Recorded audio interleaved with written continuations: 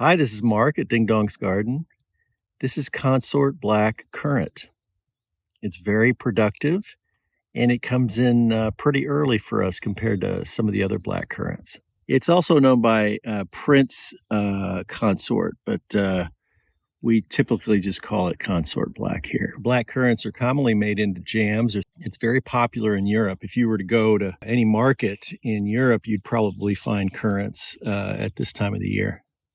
Very early berry. It's a good one to have. Currants are easy to propagate. One problem we have, and you can see here in the background, we've got netting up, is birds love them because they're a pretty early berry and they're small. And my experience here is the smaller it is, the more a bird is going to like eating it.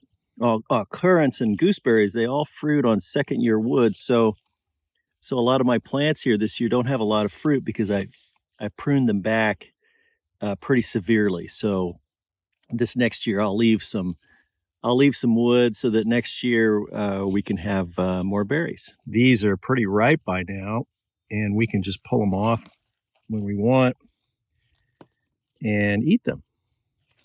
These are a little more mild than some of the other black currants I've had.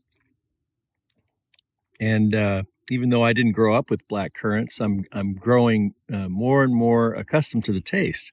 And I can see why people that grew up with currants really, it really reminds them of home. This is Consort Black Currant. Very prolific and early ripening black currant.